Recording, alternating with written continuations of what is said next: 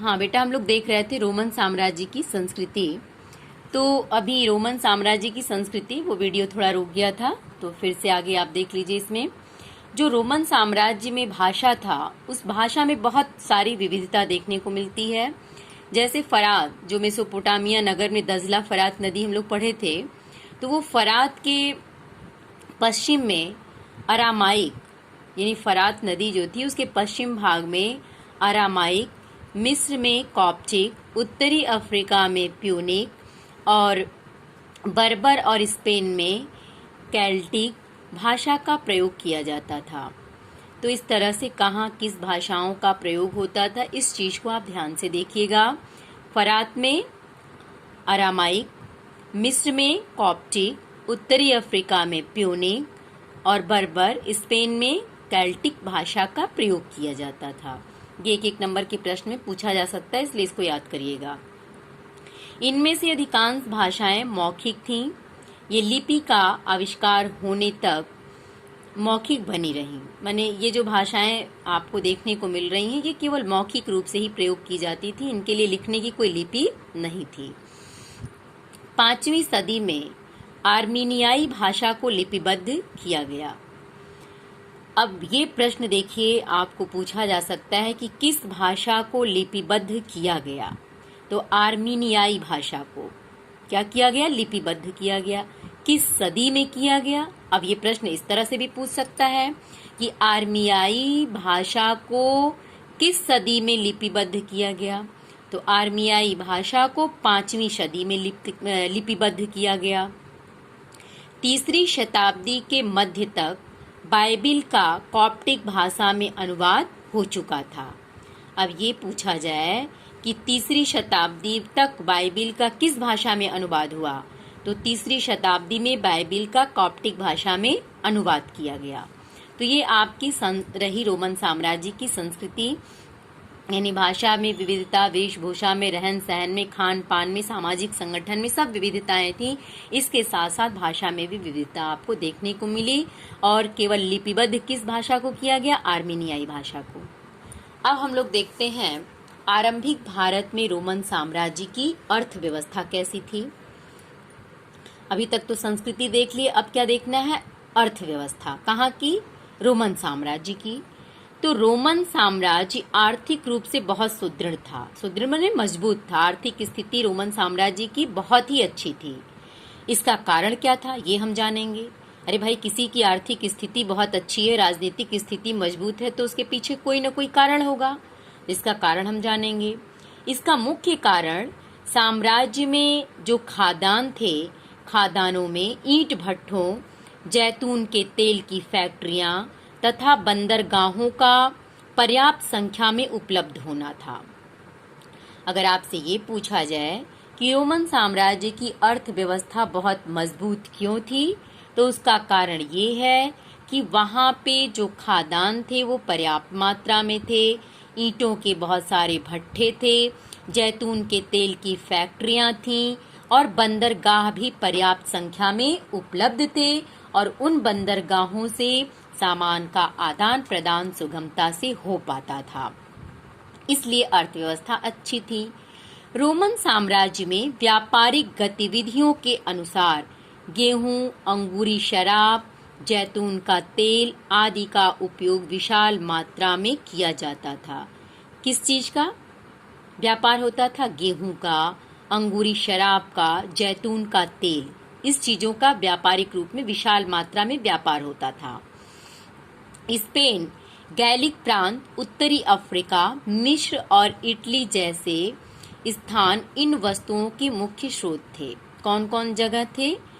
ये गैलिक का प्रांत था, उत्तरी अफ्रीका, मिस्र और इटली, जहां इन फसलों के लिए सर्वोत्तम स्थितियां उपलब्ध थीं।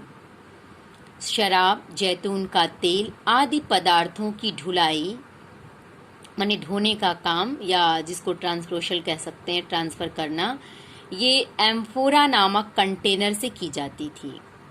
जो जैतून का तेल होता था, ये शराब होती थी, तो इन शराबों की ढुलाई जो है वो एम्फोरा नाम का कंटेनर था, उस एम्फोरा नाम के कंटेनर से किया जाता था। इससे संबंधित अवशेष मोटी टेक्सटिक्यो नामक स्थल पर मिले हैं, जिनसे पुरातत्वविदों को अनेक महत्वपूर्ण सूचनाएं प्राप्त हुई हैं। भूमध्य सागर के निकटवर्ती क्षेत्रों में पानी की शक्ति का प्रयोग विभिन्न प्रकार से किया जाता था। जल शक्ति के प्रयोग से प्रौद्योगिकी में व्यापक उन्नति हुई। यहाँ की मिलें जल शक्ति से ही संचालित होती थी, यानी जल से ही वो चलती थी। जैसे बिजली से आज चलता तो उस समय जल से ही ये फैक्ट्रियाँ चलती थी। स्पेन की सोने और चांदी की खानों की खुदाई करने के लिए जल शक्ति का प्रयोग किया जाता था। यानी वहाँ चाहे सोने की खुदाई हो, चांदी की खुदाई हो या प्रौद्योगिकी जो भी कार्य होते थे, यहाँ जो मिलें चलाई जाती थी वो किससे? जल शक्ति के द्वारा चलाई जाती थी।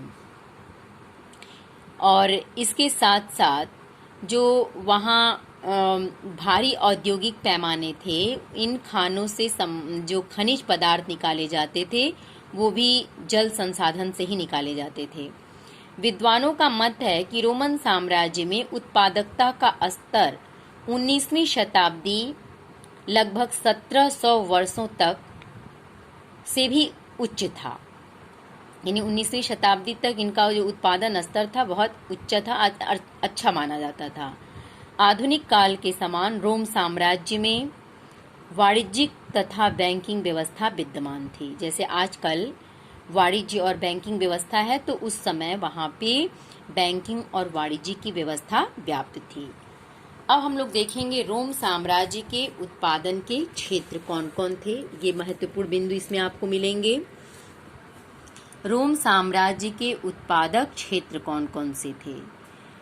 तो रोमन साम्राज्य के अंतर्गत बहुत से क्षेत्र आते हैं जिनकी उर्वरक क्षमता असाधारण थी, यानी बहुत ज़्यादा जहाँ उत्पादन होता था। जैसे एस्ट्रेबो तथा प्लिनी, दो नाम याद करिएगा, एस्ट्रेबो और प्लिनी नामक इतिहासकारों ने बताया है कि कैंपिनिया सिसिली जो इटली में पड़ता है, फैयूम जो गैलीली मिस्र में पड़ता है, बाइजैकियम ट्यूनिसिया में है, दक्षिणी गॉल इसे गैलिया या नार्बोनेसिस भी कहते थे, बायटिका दक्षिणी स्पेन, ये सभी प्रदेश साम्राज्य की घनी आबादी वाले और सबसे धनी क्षेत्रों में सम्मिलित थे।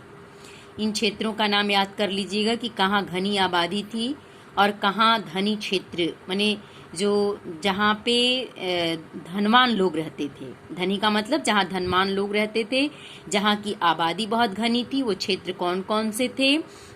एस्ट्रेबो तथा प्लिनी नामक इतिहासकारों ने इस चीज को बताया है। क्या बताया है कि कैंपिनिया सिसिली ये इटली में पड़ता है, यहाँ भी बहुत घनी आबादी थी और धनी लोग रहते थे यहाँ। फैयूम गैलीली जो मिस्र में है, बाइजैकियम ट्यूनिसिया में है, दक्षिणी कॉल इसे गैलिया या नार्बोनेसिस भी कहते थे, बैटिका जो दक्षिणी स्पेन में है। बैटिका कहाँ है? दक्षिणी स्पेन में। तो इन जगह का नाम आपको याद करना पड़ेगा एक बार ध्यान से। तो यहाँ पे रोम साम्राज्य की इन क्षेत्रों में बहुत घनी आबादी थी और यहाँ के लोग बहुत धनी थे। फिर जो कैपेनिया से उन्नत किस्म की अंगूरी शराब, देखिए अंगूरी शराब कहाँ से मंगाई जाती थी? कैंपिनिया से। कैंपिनिया से उन्नत किस्म माने अच्छे किस्म के, जो अच्छे किस्म के अंगूरी शराब थे वो कैंपिनिया से मंगाई जाती थी। और सिसिली तथा बाइजैकियम से गेहूं प्राप्त होते थे। ये भी आप याद करिएगा कि अंगूरी शराब, अच्छी अंगूरी शराब कहाँ मिलती थी? कैंपिनिया से। कैंपिनिया से अच्छी अंगूरी शराब मिल जाती थी। सिसिली और बाइजैकियम से गेहूं प्राप्त होते थे। स्पेन का जैतून तेल इसके दक्षिण में वियर नदी के किनारे बसी जमींदारियों से आता था। इसको भी ध्यान दीजिएगा, जैतून का तेल कहाँ से आता था। अब जैतून के तेल की अर्थव्यवस्था क्या थी, इसको हम लोग कल देखेंगे। आज के लिए सिर्फ इतना ही। रोमन साम्राज्य के उत्पादक क्षेत्र, रोमन साम्राज्य की अर्थव्यवस्था, संस्कृति और साक्षरता, 4 बिंदु हम लोग देखेंगे और इसको हम लोग कल पढ़ेंगे। Thank you.